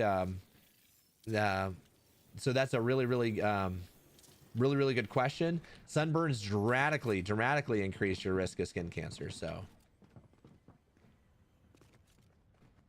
exactly. So the poll has ended. You guys did awesome. We had 3 voters in the poll, so I appreciate you guys. Mineral ingredients in sunscreen. That's going to be your zinc oxide and titanium dioxide. Those are going to be the things that reflect away harmful UV rays. Where chemical sunscreens, they kind of do things like a little fancy. They actually will. Chemical sunscreens are actually going to absorb some of that UV light, and they will actually convert the UV light to heat and release it from your body, so it safely kind of decreases that intensity and damage from the UV light, and it converts it to heat and then causes it to just dissipate away from your body, which is pretty amazing, right? That we have the technology to do that, right? So that is very cool. So there's a lot of different sunscreens, and that's how they work. The polls have been great. I agree. We've got some great ones together. We're trying to cover a lot of ground, you know. I appreciate you guys being here. Hopefully, you know, like my lives, we're sticking to skin cancer. We're sticking to that. A lot of times when we have my typical lives, we kind of cover like all topics, right? So, but I think the polls have been very relevant information that literally can save lives. I have no doubt today on Gaming for Cause that we have literally saved lives. There's no doubt about it that someone's going to go out, they're going to get their skin checked. They're gonna know, you know, what a skin cancers look like. Again, those common skin cancers: basal cell, right? Squamous cell, melanoma. These are what they look like. The basal cell is gonna have that like pink. It's gonna be a pink lesion. A lot of times it bleeds easily. It has a raised rolled border, blood vessels in it. It bleeds easily. Things like that. Sometimes the squamous cells are gonna be they're gonna be pink. They're going to be indurated, which I know is kind of fancy doctor speak, but it's going to feel like there's kind of more like a bit of substance under the skin, right? It's going to have like a little bit of it feels like there's something kind of growing under the skin. Now they can start off kind of thin, but usually with time they're going to become more of a bump. And then your melanomas, a lot of the times, as you see there, they're dark. They're dark. They have irregular borders. They're bigger than of a pencil eraser, but sometimes if you're lucky, you can catch them when they're really small, because if you have a dermatologist take a look at your skin, you're going to be able to diagnose those. Even sometimes I've seen people catch them when they're 2 or 3 millimeters. So that's what basal cell, squamous cell, and melanoma look like, and that's going to be something that is key to look for. So how do you find melanoma? What are the steps for patients? Well, I would say the first thing you do, schedule an appointment with your doctor. If you can get into your family doctor, do that. If you're worried about one, obviously a board certified dermatologist is going to be your best bet. And we're going to look for the ABCDs of melanoma. We're going to look for irregular moles that are asymmetrical on one side or the other. The borders are irregular. The colors are different than the colors of your normal moles, or maybe they're darker in a way. D is for diameter. Maybe they're bigger. So there's something that we call the ugly duckling sign. Like a mole does not look like your other moles. That's always suspicious to us. So, and then evolving means a mole that's new or changing and that kind of thing. A family doctor a family doctor is also like a key part of your team and even diagnosing melanomas. There's plenty of family doctors that find skin cancers and melanomas all the time. And a lot of times then they'll refer to us. If you're a high risk, you should be getting skin checks every single year. And if you've had a melanoma, you need to be getting skin checks every year for the rest of your life. If you if you've never had a skin check, it's a good idea to go get it looked at. I would say definitely go get it looked at. And I would definitely say go get it looked at and that. But a family medicine doctor can do it. A dermatologist can do it. Your dermatologist is your best friend, though, when it comes to finding skin cancers and treating skin cancers. It takes 12 years for us to become board certified to do these things. So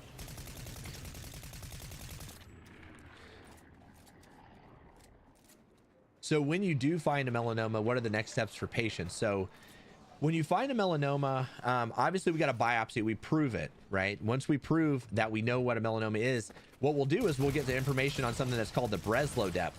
And that means how deep is the melanoma in your skin. So we'll find how deep the melanoma is in the skin. And then that will determine if we need to go investigate further, right? Do we need to, as I reapply my SPF here, 1 second. If melanoma does not have to be deep necessarily to spread. So you do want to get in and get them checked. Once we find out what it is, it will determine if your dermatologist can help it or if you'll need more surgical help from like maybe a surgical oncologist or a surgeon, right? Because sometimes we have to go and check the lymph nodes to make sure we got it all. That can affect your treatments. And the good news is melanoma, we're getting such good treatments that actually we've people are like surviving longer, and we're increasing like the survivability of melanoma by the types of treatments that we're doing for it now, right? And depending on the depth of your melanoma, if they find it, there's new treatments that are available that can harness your immune system to help fight the melanoma. So that's key for it. So yeah, but melanoma in general, you know, it can spread to places. It can spread to anywhere in the skin. It can spread to the brain, to the lungs. It's very scary. So that's why you want to detect it early. If you detect like stage 0 melanoma when it's early in the top level of the skin, in that case, there's not really a chance it's going to spread. And that just means if you've had a melanoma, that you're at a higher risk of getting a melanoma in the future. So because of that, you want to get those skin checks. And when we find someone with melanoma, we'll actually check their skin, you know, sometimes every 3 to 6 months for a couple years, just to stay on top of it. Because in that first couple years after a melanoma diagnosis, you have a higher chance of finding another melanoma. So skin cancer can develop under your nails and on your scalp. And that was a poll that was up. The answer to that is true. Again, we talked a little bit about acral melanoma. So acral melanoma is that one that's on the feet. It's under the nails, right? It's melanoma. It's more dangerous for one. So that's something about it. It is more dangerous, and it can make it harder to detect. Because as you can imagine, if you got a mole on the bottom of your foot or under your nail, you may never even think about it. Maybe if you're going in and you're getting your nails painted, you're getting a pedicure, maybe they're painting over your nail and it's hiding it. It's out of sight, out of mind. So if you're seeing suspicious things in those areas, that you definitely should go get checked. At what age should we start getting skin checks? So the good news is things like melanoma, basal cell, again, melanoma, you know, like melanoma, basal cell, all these, they're actually pretty uncommon in like kids and teenagers. When you start getting in the 20s and the 30s and things like that, you get to where you can start having skin cancers. And it's not a bad idea to get a check, especially if you have a family history, or if you have a family history, or if you have, you know, a personal history. Obviously, you need to be looking. So that's very key.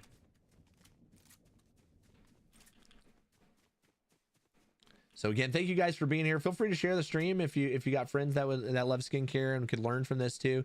Effectiveness of mixing vitamin C, retinol, and skin lotion at the same time versus layering them thin to thick. So any type of skincare routine, you want to layer thin to thick. Ideally, I like my vitamin C serums in the morning. La Roche-Posay has a fantastic vitamin C serum that's great. You can do that. I think theirs is pretty unique because it does have a little bit of salicylic acid in there. So for the people that are a little bit more acne prone, I love that combination of salicylic acid with vitamin C. And when you combine vitamin C with your sunscreen, actually you burn less too. It's obviously not a replacement, but when they've studied vitamin C with sunscreen together, you actually get less post erythema from sun exposure. So thank you guys so much. And then so we do know that, yeah, exactly. The new poll up, you can get cancer on your lips. So do you think that's true or false? Can you get cancer on your lips? If you've been hanging out in the stream, you probably know the answer to that one, but it's a good question. So feel free to vote in that poll. If you guys don't mind, vote in the poll. We got up that for another 30 seconds or so. Feel free to get that going.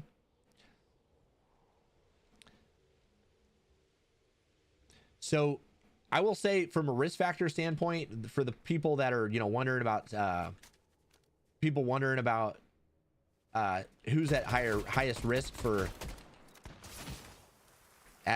skin cancers and that, if you're fair skinned, obviously you're an athlete, maybe you do a lot of outdoor tennis, golf, construction, you're out in the sun, farmers, I see a lot, fair skin, lighter colored eyes, these are going to be the folks at the highest risk of it, right? But anybody can get it. So they dupe me 16. All right, they dupe me. So I'm trying to like answer lots of questions and like give you guys lots of information, so a little distracted, but it's okay. It's about the education, you know what I mean?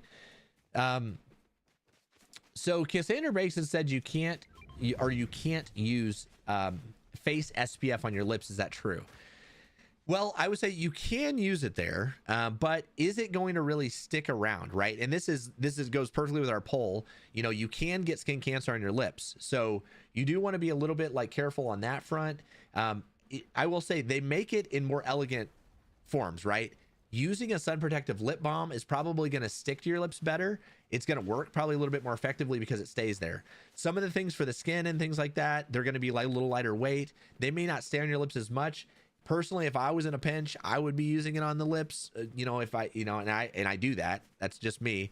Not necessarily saying you do it, but I personally do it. But using it like an SPF lip balm would probably be your better way to do it. That would be the good way to do it overall. So talk about the sun exposure in the car from the window and the roof. My dad had to get part of his ear cut off from driving and sun exposure. So that's totally true. And actually, I did a video on this where I went through and I had a UV meter and I went through and I checked the UV exposure inside the cars, right? So I looked inside the car and I had that there like bright peak sun. And actually my car protected from about 99% of UV light. However, my wife's car let about 30% of UV light through there, and UVA is notorious. That's their aging rays, but UVA is also more implicated in causing skin cancer. So that penetrates window glass too. So you do have to be careful. And that's why I say it's not, you don't want to think about sunscreen as like using it when you don't want to think about it only like using it when you know you're going to go do, like you're going to a baseball game, you're going fishing or whatever it may be. So you don't want to think about it like that. You want to think about it as an everyday habit, because the majority of skin cancers are caused by cumulative UV exposure. So it's caused by cumulative UV exposure. And so it's that little bit of sun you get walking to the car, going to the mailbox, you're going on a neighborhood walk. That kind of stuff is actually a big part of the problem. And it doesn't feel like it because we don't get burned. We don't get red. We don't get itchy. You don't get blistered. It's just that little bit of exposure that happens over time. So it's very important to sunscreen up in the car. You guys have probably seen the amazing the amazing kind of comparisons of some of the truck drivers, right, that are driving all the time. We know that male skin cancers happen more commonly on the left side from the window and that light coming in through the screen. If you've looked at truck driver kind of UV exposure, you've seen people with horrible skin cancers, wrinkles, dark spots, and all of that on the left side of the face compared to the right. It looks like a different person. And it's a very, very powerful testament to how much exposure that we do get when we are in the sun, and we're not protecting ourselves for that like cumulative exposure that we get. So again, best tips are, you can find the perfect, sunscreen for you. It just depends. For some of my like oily skin friends, one thing I'll throw out here, the Anthelios Clear Skin, this is a dry touch sunscreen. So even this is like, this is a fantastic Roche-Posay sunscreen. If you're like my oily skin friend, you don't want something that's going to be tacky. You don't really need like extra hydration. You're just looking for something to, to put on the skin that's going to be wildly effective, at SPF 50. That's super, super key. So you can get skin cancer on the lips too. So you got to look out for that stuff. Yeah. So then someone asked about the water filters. Obviously a little slightly off topic, but I think for some people that have sensitive skin, I think you can do those filters. I think that's a reasonable thing to try. So shout out to La Roche-Posay. I got my water bottle here from the Thermal Spring Center. If you guys didn't know, La Roche-Posay literally makes all of their products pretty much with thermal spring water that they literally harvest from La Roche-Posay, France. And it has a antioxidant kind of mineral profile in it that has shown benefits to the skin through research. So meaning like sometimes like decreased irritation or redness. Shout out to La Roche-Posay again for sponsoring the stream. Really appreciate it. Okay, thank you.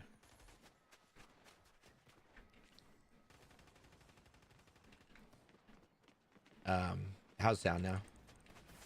All right. So yeah. So thank you guys so much. How often should we get skin checks every year? So If you have a personal history of skin cancer or melanoma, we're going to check your skin depending on how recent that melanoma was. It might be every 3 months to 4 months. It might be every 6 months or a year, but your dermatologist can help, help you with that. I would say yearly skin checks. If you don't have any skin cancer at all, sometimes people come in every couple years. If you got a personal history of skin cancer, I strongly suggest that you get a skin check every single year, and exactly. La Roche-Posay, thanks for the post there. La Roche-Posay is a brand that is so amazing because they've collaborated with dermatologists from the get-go. It's such a unique, incredible story of the way that they've kind of used, and in France, in fact, the thermal center that they have there, which is literally this whole medical center that helps to treat people with eczema and psoriasis, maybe people recovering from like radiation and skin cancer treatments. And they actually use their thermal spring water to help soothe these people's skin.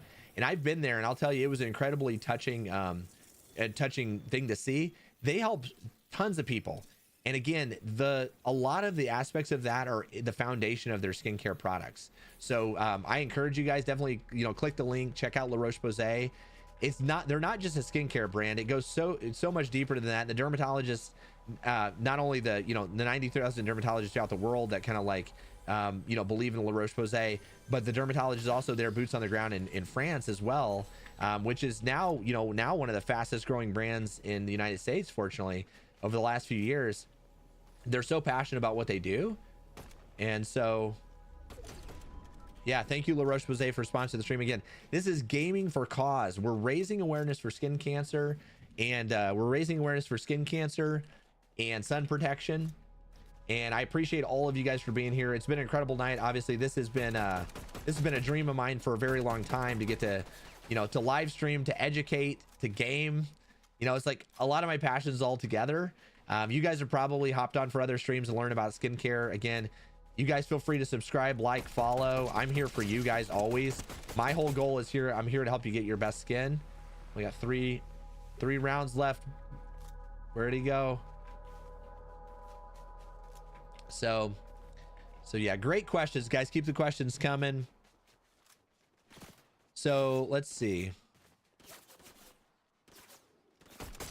I do not have much in the way of ammo. Thank you guys so much. Again, if you guys do feel the desire to support, as I understand, like the money raised is going to help people who do not have the means to get a skin check. And I know early on streams online, there's been lots of money raised. I think last I checked, it was $170,000. Even if it's $1, if you guys feel comfortable and you have the means to support, feel free to tap the link and you could support that through your donation. And again, that's all going to help raise money for skin checks for those who don't have the means to get them. Obviously, not everybody has access to get into a dermatologist or see their doctor to get a skin check, and even $1 will help. So thank you guys so much. Thanks for the love in the chat. Again, if there's any other okay, try to get up to this guy a little closer here.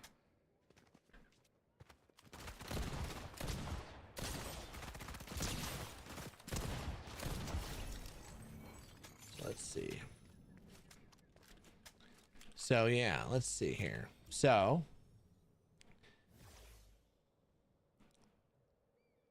I think we hit a lot of important things. We know people with darker skin can get skin cancers too. We want to be using SPF 30s or higher. Sunscreen does not block your body from making vitamin D, and you can always supplement it even if it's low. We know that blistering sunburns are, a worry, and you want to avoid those if possible, but still yet, even if you get one, it doesn't mean you're cooked. You can still protect your skin going forward. That's super key. One thing I think I said in passing, but I think is important to kind of understand is that, if you do have more moles, like you have 50 or more moles, with that, you are at a higher risk of one of those misbehaving and turning into maybe an abnormal mole or potentially turning into a melanoma. So I would say you do want to kind of look out for those two. So if you're somebody that is kind of more moley, definitely kind of look out for that. Mouser says, talk about sunscreen application, because should women be applying on the neck and chest due to clothing type is different than men's shirts? So I will say Women, a lot of the way the clothing and things like that is cut, it's obviously different. A lot of women, you know, like sometimes the shirts are cut down a little bit lower, and I'll see a lot of women with sun damage like on the neck and the upper chest because of that. So you want to make sure that you're hitting those type of areas too, because if you miss them, that's an area where you can certainly get skin cancer and sun damage. So you definitely want to protect in those areas as well. Now for women, your melanoma is going to be more likely to occur on the legs. So you want to make sure to protect the legs with sunscreen too. Maybe guys, I don't know if the guys wear more pants kind of thing, and women's maybe wear more shorts on, but women get a lot more skin cancers on the legs. So you got to protect that. Everybody's a little bit different. We're all at risk. You want to be applying at least a shot glass amount of sunscreen on your face, neck, and chest and body of the areas that are outside your bathing suit. Shot glass amount. If you're applying it on your face and neck, a couple finger lengths would be enough to do.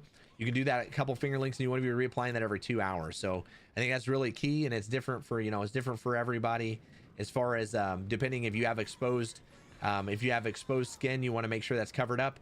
Obviously, sun protective clothing, as we've talked about, is another great way to protect from the sun. You can do that, and that's a great way if you know you're doing kind of like that mindless outdoor activities. You want to make sure to you could wear sun protective clothing, and then your exposed skin, make sure to wear your sunscreen and keep that skin covered. That'd be key.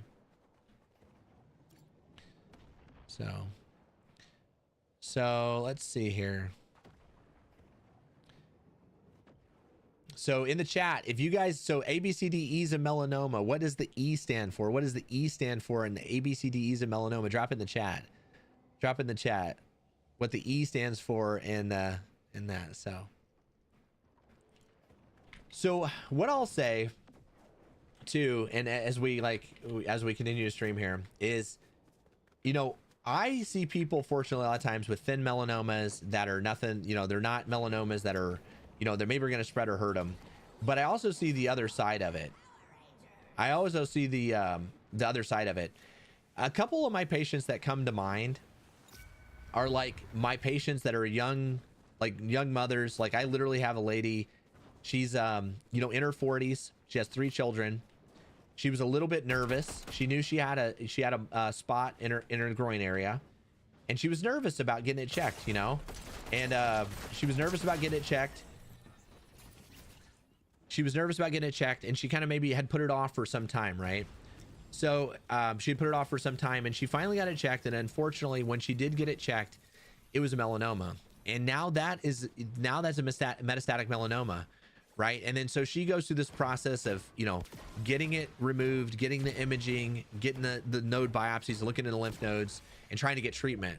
So for me, the things we talked about, not being afraid to see your dermatologist, not knowing that they're judging you for whatever it may be. They're not worried about body hair. They're not worried about you've been walking around and your feet are a little bit sweaty or whatever it is.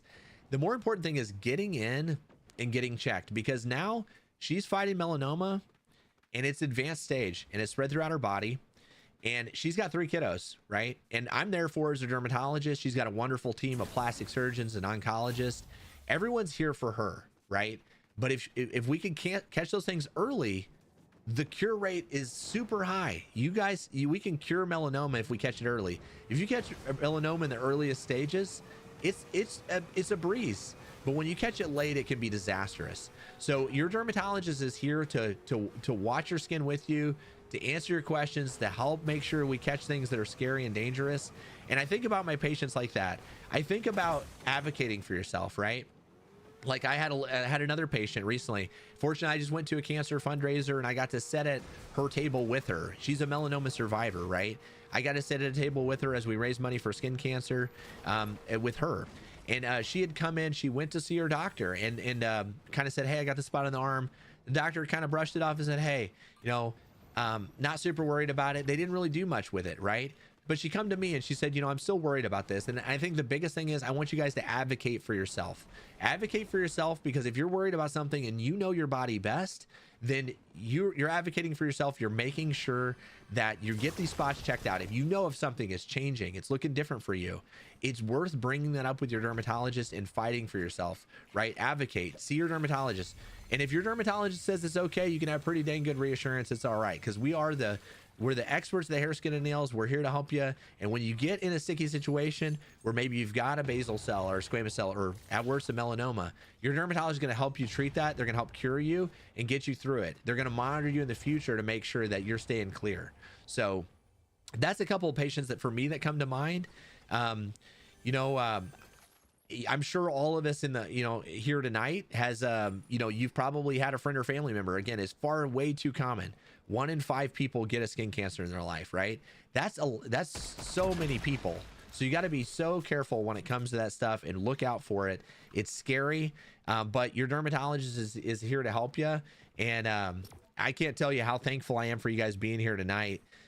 It's been an incredible night. I appreciate Roche-Posay for sponsoring this stream, and even honestly for the broader context of gaming for a cause, because I think the idea of gaming for a cause is so key, because I don't even know how many people. I mean, I saw you know, for example, Ninja stream earlier today. You know, earlier in the day, you know, I know he's raised, you know, over $170,000 for the cause today. There was 10,000 people concurrent in the stream earlier. You know, I've always said, as a dermatologist, when we're online and we're talking to people, I can see 30, you know, I can see 38, 40 people a day in my clinic. But when I'm online, I can reach literally millions of people.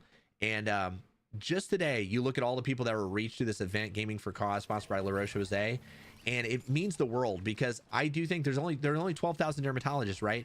But the world is a lot smaller, and this was a global effort today to get the word out about skin cancer and raise awareness. So I appreciate you guys being here. I mean, it's been an awesome night. Again, it's a dream come true to me, because it's an important cause. It's a valid cause. It's going to save lives, and I'm also getting to do something really fun, and I'm getting to educate in a fun way. So I really appreciate you guys. And again, thanks for being here. For those of you Mariah Carey fan and Meowster who said evolving with the ABCDs of melanoma, that is exactly right. The E in the ABCDEs is evolving. So if you see those ABCDEs, the E is for evolving. So that's right. So yeah. So I'm here for you guys. I appreciate you guys being here. Again, thank you guys so much for hanging out tonight. This has been awesome. If you guys don't follow or subscribe, feel free to follow, subscribe. You can donate if you have the means to do it. Even $1, that's going to go to helping to raise money for people that can't get skin checks. So feel free to do that if you want to. So yeah, thank you guys again. I appreciate everybody hopping on tonight. It's been incredible.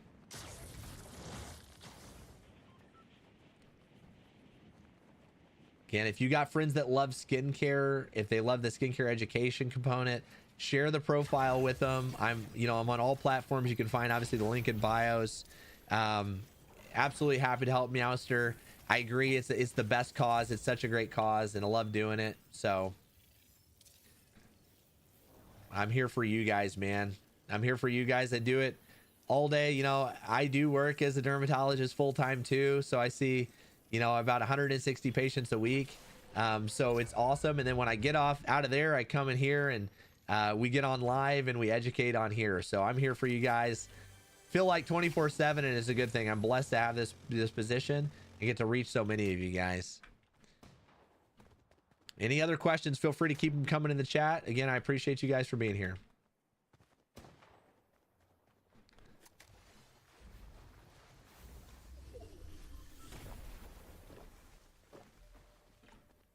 Thank you so much. So we got another pull up. Most adults need about 1 ounce to cover their body to protect their skin. So you guys can vote in that if you guys want to. 1 ounce. So what is an ounce if you think about it? What's that compare to? 30 milliliters for my global friends that are here. So what's my favorite LRP skincare? So I really do love the Anthelios light fluid sunscreen, the tinted version. This is one of my favorite tinted sunscreens for the face. I love this one. And I would say usually if I'm out, I'm using most likely the Anthelios Melted Milk SPF 60. This is my like go-to. I'm out, I'm in the sun. You know, again, with that SPF 60, you're getting such amazing protection. So those are some of my go-tos. If you're looking, like a lot of people want like something a little bit more simple, right? So the La Roche-Posay Tolerian Double Repair, this is a moisturizer that they make that's been like a long time favorite of mine. They also do make this one though as a sunscreen. So you can get this one that's a moisturizer sunscreen combo, which makes that actually very, very like nice, you know. So those are all very good, but the tinted mineral sunscreen I really do love a lot.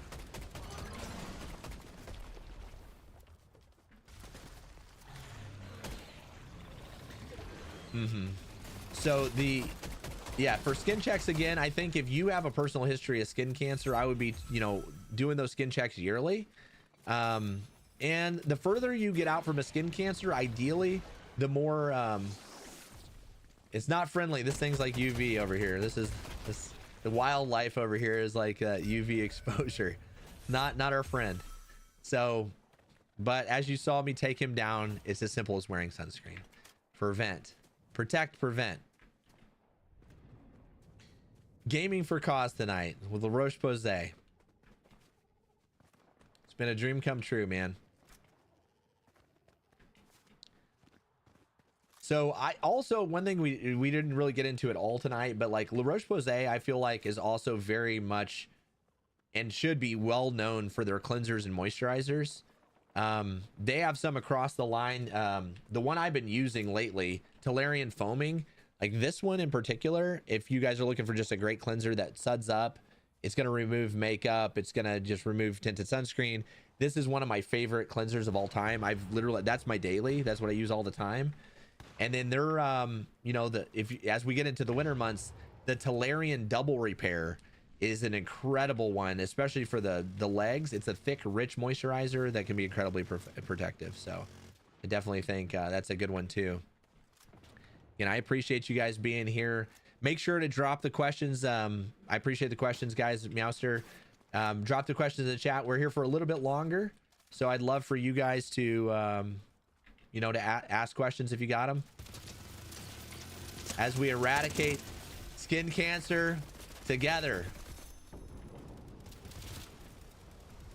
We're gonna detect it early, we're gonna protect, we're gonna get treated, we're gonna catch them early. They're easy to treat at that point. We know about UV exposure. We knew UVA and UVB are not helpful, right? Those things cause aging, they cause burns. We're gonna protect against that. Drop questions in the chat. We know that a tan is not protective, right? Tan does not protect you from the sun. Don't do that. Don't count on that tan. We don't want blistering, we don't want sunburns. It's going to increase our risk of skin cancer dramatically. We know that nowadays you don't have to settle for bad sunscreen. You can literally get amazing sunscreens across the board.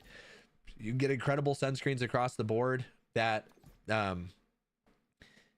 you know, that are going to suit your skin type. You know, like there's so many people I think that are kind of been like a little bit burnt on maybe using us you know, a bad sunscreen in the past, and they kind of feel like all sunscreens have like a white cast, or all sunscreens feel thick and heavy and greasy, and it's just not the case. Nowadays sunscreens can be incredible. Like, if let's take a look, like this is the Anthelios UV Clear, for example, the azelaic acid. So this is like a great sunscreen. We'll put a little of that on.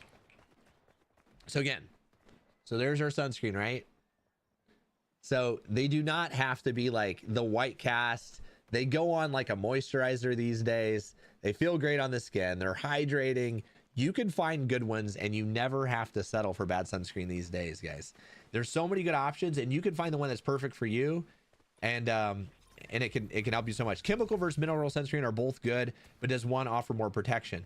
So they both, you can find ones that protect the same amount, and you want to look to the SPF rating for the level of protection against UVB exposure.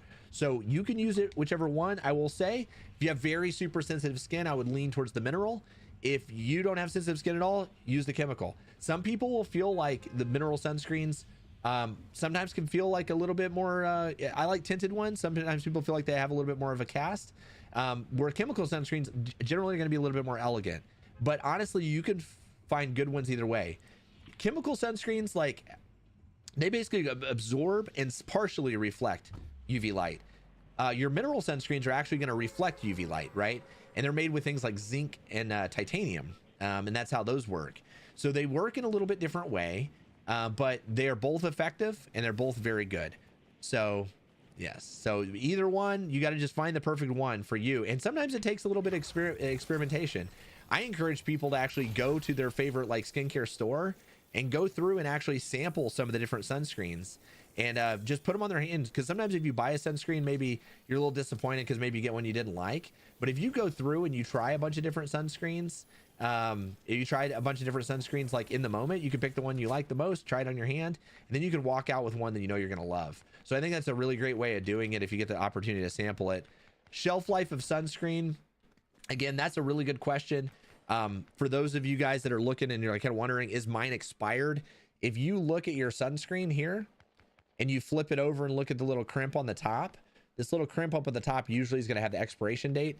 Most of the time, from the time you purchase it or the time it's manufactured, they're going to last for about maybe around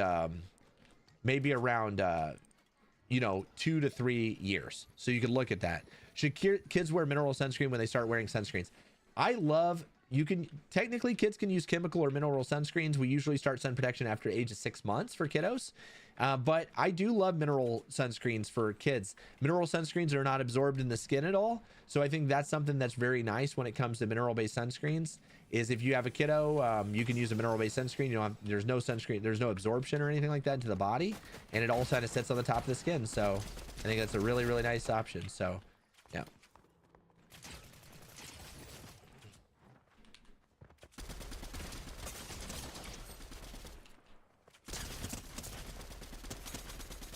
Oh my gosh, really? Seriously. Wow, no. Dang. I feel like I did so many shots on that guy. That was ridiculous. So yeah, guys, thank you guys so much for being here again. Dr. Dylan Greeney, any questions you guys have in the chat? Guys, if you guys don't follow me, again, when it comes to skin cancer, right? Early detection is key, guys. This has been a fantastic night gaming for cause with Roche-Posay, educating you guys on skin cancer, what to look for, sun protection, how to protect, what SPF means, what's UVA, what's UVB, what are the most common areas that we miss, right? We talked about it all that night. We talked about it. Don't miss the lips, don't miss the ears. Make sure you're combining your UPF clothing, your sun protective clothing with your sunscreen to get the best effects. The fact that if we catch skin cancer early, we can detect it and we can treat it more effectively. All of that is key. This has been a beautiful day of raising money for skin cancer awareness, and also and also raising education, right? Because the education is the key when it comes to skin cancer. And if you, so very good. So thank you so much, guys. So I really appreciate you guys being here again. All the great questions that you guys had. I'm always here for you guys. I am online all the time. I always tell people, if you guys ask any questions that you got, you could just pop them in the comments. I try to literally get back to every question, so feel free to, you know, ask those questions if you got them. So again, I'm here for you guys. La Roche-Posay, again, thank you so much for sponsoring the stream. La Roche-Posay is a company that literally makes some of the best skincare. They make an incredible range of whether it be cleansers, moisturizers, sun protection, to help protect your skin and help keep your skin happy and healthy. So I really, it means the world. We love seeing these brands come together, brands that do research for people that are going through cancer treatments, that formulate skincare in a way that dermatologists love, that's gentle on the skin, that's often fragrance free, that's often non-comedogenic. These are the things that we love in skincare. It's the type of skincare that dermatologists recommend for all of their patients. And so when you got a brand that listens and helps to, you know, collaborates with dermatologists to make great skincare that helps keep people's skin happy and healthy, it means the world. You're very welcome, Yvette. You're very welcome, La Roche-Posay. I appreciate you guys. Again, thank you for the opportunity. This has been incredible. I hope we all learned something together. And again, I want you guys all to know that I'm here for you. If you have any questions at all you got to ever do is ask in the comments and try to get back to you guys. I'm hoping that we can do more of this amazing content and spread the word about skin cancer, sun protection, prevention, you know, in the future. I think it's going to be is a beautiful start to things, and I think we're going to do it together. I appreciate you guys being here. I'm going to load up on the helicopter and fly away into the night. So thank you guys so much. La Roche-Posay. I'm headed out. So here we go. Flying away in the helicopter into the night. So thank you guys so much. Again, I'm here for you guys. Follow, like, subscribe, donate if you wish, if you have the means. I appreciate you guys, and thank you again. And I hope to see all of you guys soon on social. So thank you so much. Appreciate you guys.